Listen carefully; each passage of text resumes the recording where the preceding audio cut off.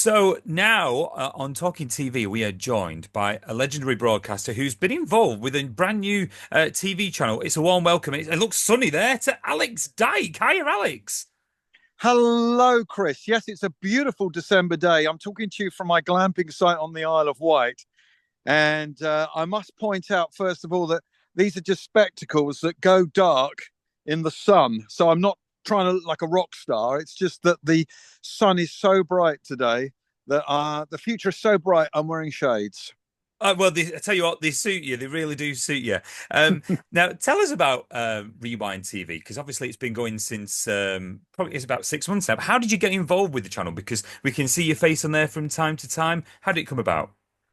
Yeah, it was just through a friend, really. I heard that the channel had started. We were talking about them, and he said, you really should get in touch with Oscar and Jonathan and Richard, who are already there.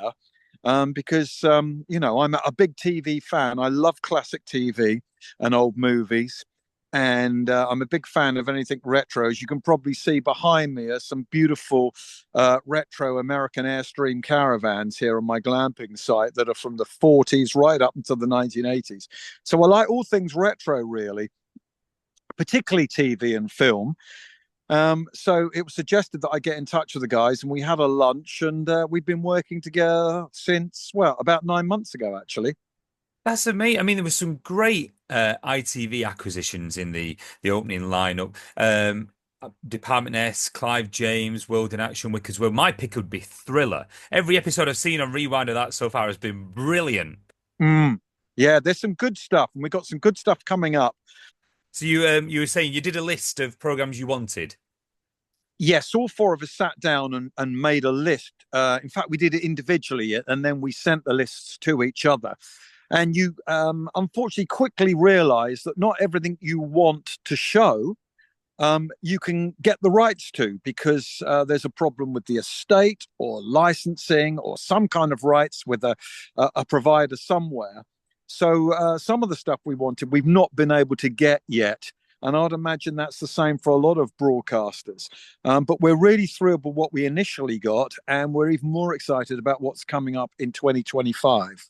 And you've done a brilliant program that was transmitted at the end of October, original programming, and there's plenty more. We'll talk about that in a moment. But My TV Rewind, where you interviewed the fantastic broadcaster Michael Aspel, that was an amazing hour of. It was absolutely brilliant. I mean, what was Michael like?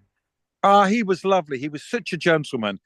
And we were very fortunate to get him. But of course, the thing is that all four of us have been around the block a few times. So we know some really interesting people. So we didn't go through an agent. We just picked up the phone. We wanted to try one to see how it went down. So Michael was our, what a legendary guinea pig he's been for us. And we've got more of those planned for the future. But he was just a joy. I mean, what a career that Michael had. So that will get repeated as well over Christmas, because it was an interesting hour and we were very fortunate to get him. Now, obviously, it's early days for the channel arriving on Freeview, but in terms of ratings, has there been a particular program that's surprised you all by how well it's done? And is there any that's perhaps been not done as well as perhaps you would have expected they have? I mean, I remember Talking Pictures recently said they wouldn't carry on with the Anedian line, for example, where they thought it'd do well, and then they've dropped that after the first series. I guess you can never tell, can you? You can't tell. Dick Turpin with Richard O'Sullivan did very well for us. Sherlock Holmes, which is old and crackly and in black and white, has done very well for us. And of course, the stuff we originally put up was just to create a template so we could see what went. And we want to be different. We love what Talking Pictures have done. I'm glad you've given them a mention. We think what Talking Pictures have done is great, but we want to be different from Talking Pictures. And as the months and the years go on, we will become more, we're going to be retro. I see us as a bit more rock and roll than Talking Pictures in the way we present our shows, with the assets in between the programs and what we put on. And we love what they've done, but we definitely want to be going for a slightly younger audience than them. And I love the bits, Stephen, on the socials that you've been putting, like the outtakes. There was just to get engaged with the list. You had Windsor Davis outtakes from a Heinz curried beans advert. I remember seeing. I thought that is just brilliant. The stuff that you're finding. But do you know, for example, you mentioned we're on about original programming. You've got some great Christmas specials, Stereo Underground with Richard Latto. I'm guessing that's a kind of a spin-off of the BBC show and the podcast that he's done. Very popular.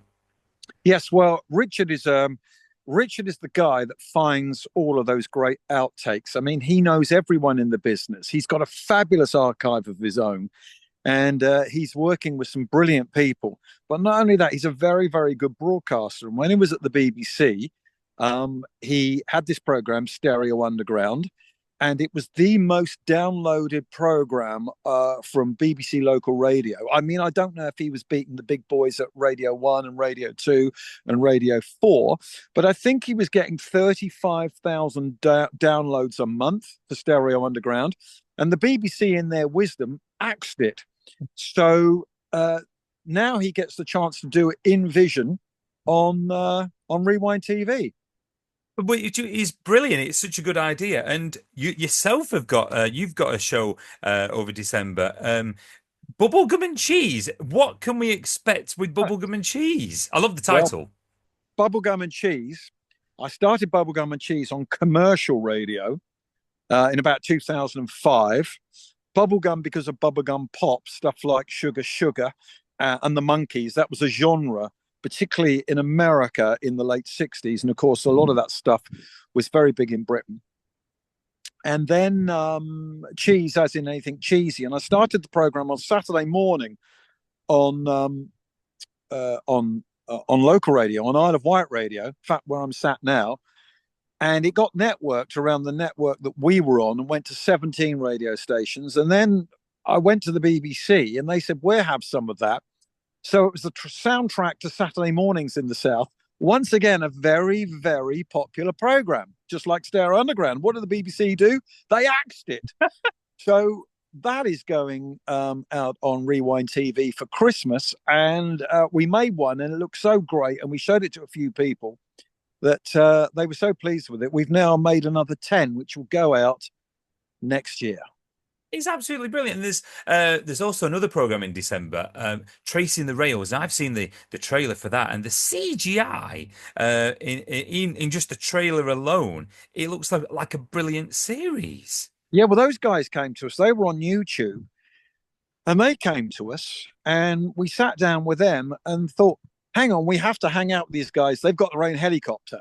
So that's how they got the gig. But I mean, there are so many people out there making brilliant content now that just needs a channel to love it. And that's what's happening with Tracing the Rails as well. I love the fact that there's original content in there as well as the archive content. I think it's brilliant, and I think it's hard, like you say, for archive TV channels to stand out, especially like you say, there's That's TV, there's the great TV channels that show the same programs in a loop. But you seem to have found a great niche with a lot of American programs that you're getting in that have not been shown in a long, long time. I mean, the first one let's talk about is Different Strokes. I don't think it's been repeated since the days of Sky One in the early 90s. Yes, it's funny, isn't it? You're saying so. I remember Different Strokes from the 80s, and I've got a feeling it was on Channel 4 at tea time then. It may have started off actually, it's British Life on ITV. And we're trying to get stuff that's not repeated. And then you go for something, and then someone says, oh, that was on Forces TV 18 months ago, so we don't go for it. Or that was on another channel.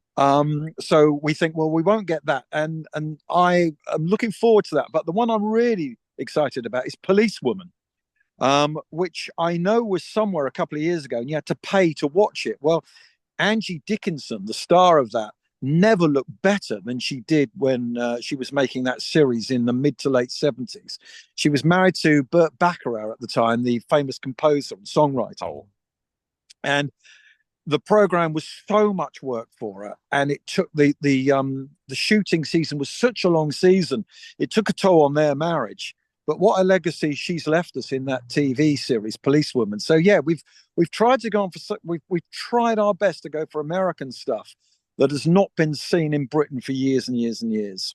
And I think you succeed in it. Though. I mean, in December we had Bewitched that started, and then I suppose you've got the natural follow-on. I Dream of Jeannie started in January. The two shows seem to complement each other. Yeah, well, people got excited about Bewitched, which was made by Screen Gems in America, and they made The Monkeys. And Screen Gems were very clever. They would make, say, Bewitched, what would be shown on, I can't remember what channel it was now, but say it was ABC. And then NBC would think, oh, hang on, we want one of those. So Screen Gems made another one for the other side. So Larry Hagman in I Dream of Jeannie is coming up. And we like Bewitched because my first crush as a schoolboy was on Elizabeth Montgomery. I fell in love with her. I thought she was absolutely gorgeous. And it was original girl power in the 1960s. I didn't even realize until researching this that Dick York left after 3 years, and then Dick Sargent came in. I had no idea that the husband in Bewitched changed halfway through the series. Yeah, two Darrens, both Dicks. Dick York was the first guy. He had awful trouble with his back. He was in constant pain with his back. And it got to the point where he had to lay down between takes for hours and hours and hours. And then they couldn't film because he was in so much chronic pain with his back that they got Dick Sargent in. But they were both very good. And you've also got some US miniseries, some that I've not heard of. I remember, I think Cain and Abel certainly is. I think I remember growing up. But you've got The Blue and the Grey. You've got From Here to Eternity, Born Free. Again, great acquisitions from the US and some that viewers might not be familiar with. Yes, and to get Natalie Wood on our channel, I'm very, very excited about that. And that is a really, really good series From Here to Eternity.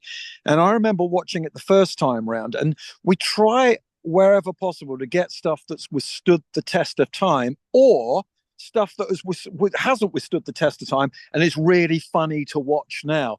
I think there's a big market for, and whether the guys at Rewind to go for this or not, I don't know, but saying, look, we've got this program, it's crap.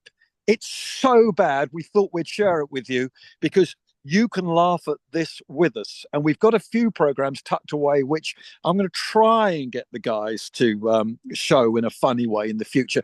Whether they will or not, I don't know. But all this stuff you're mentioning at the moment has really withstood the test of time. And well, speaking on things that are funny to look back on now, but they've discovered a new audience here in the Benson household. You've been showing That's My Dog. My 8-year-old son Arthur was watching that with me the other week, and absolutely loving it. It's been great. You've been showing the TSW and some of the Westwood archive as well.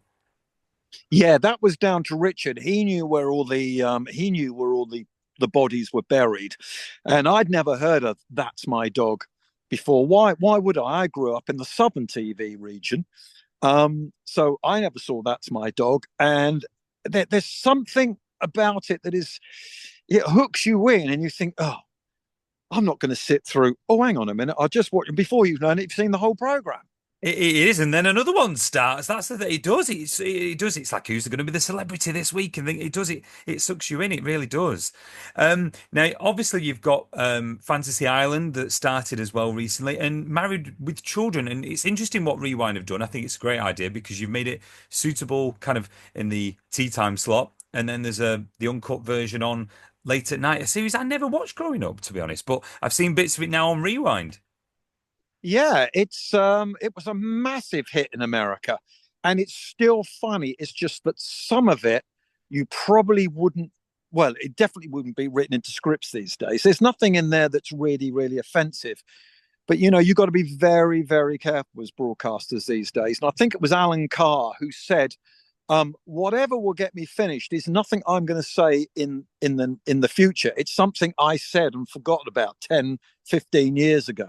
So with archive television, you have got to be careful. I mean, I don't like to think that we have to airbrush the past, but sometimes you have to because someone might, we don't want to offend anyone, but it's very, very hard to know what from the past will offend and what won't.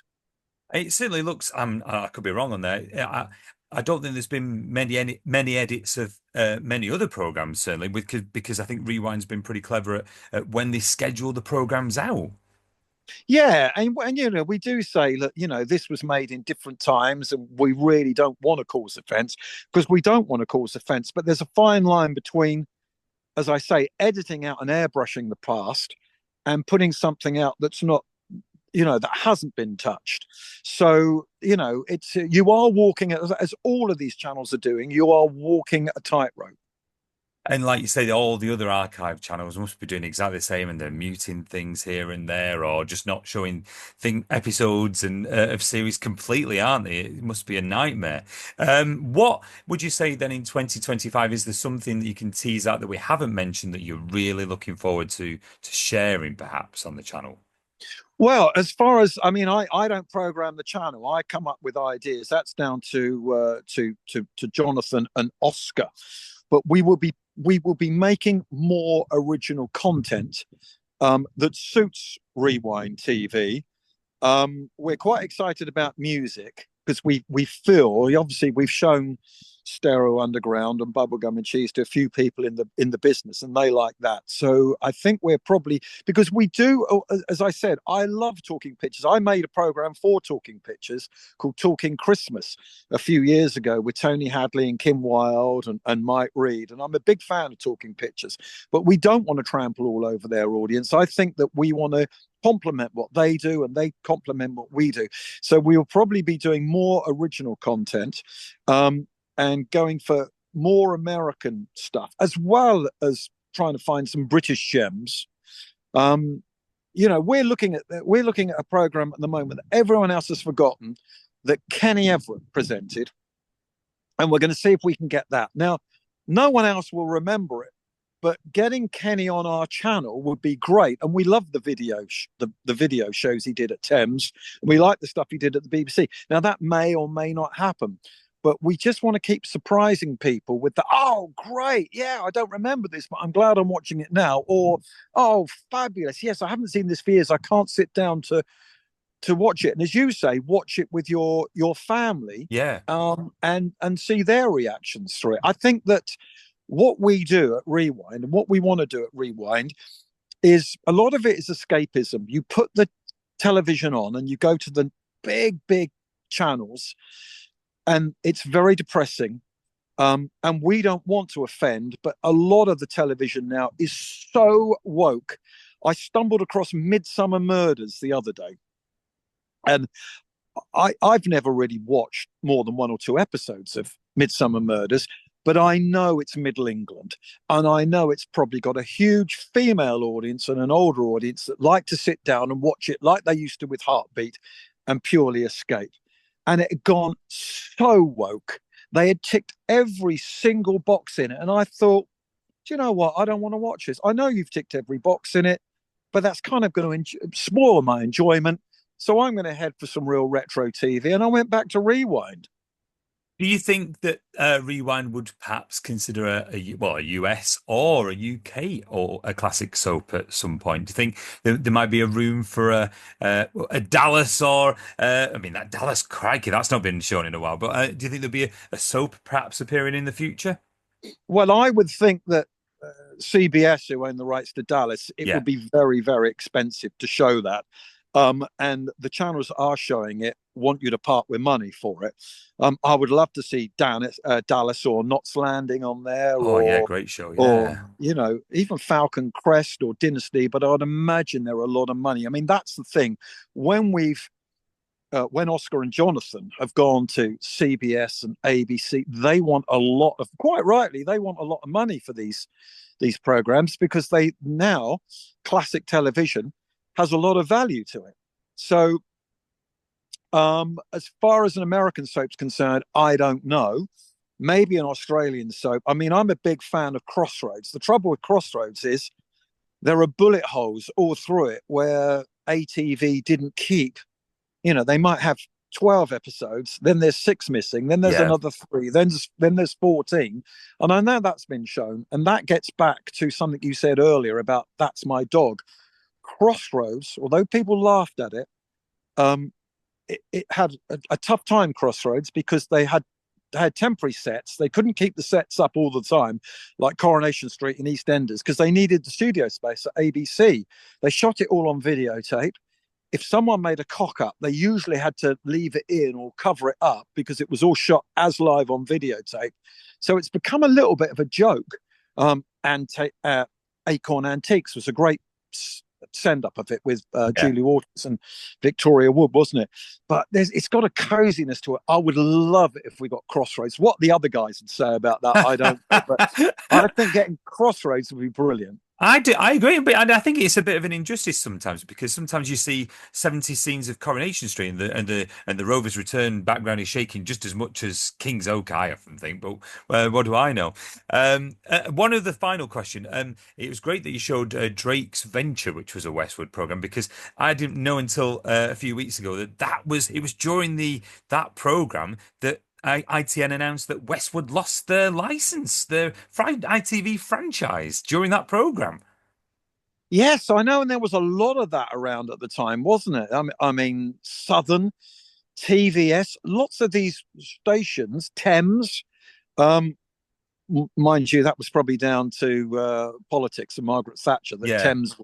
But it was amazing that some of these people who invested a lot of money into television were making very good product, lost their franchise, and that's a good case in point. Well, I tell you what, Alex, thank you very much for joining us. I absolutely love Rewind. Channel 95 on Freeview if you haven't discovered it. It's been a pleasure and all the best for Bubblegum and Cheese. We'll look out for the 10 episodes in 2025 and keep up the great work.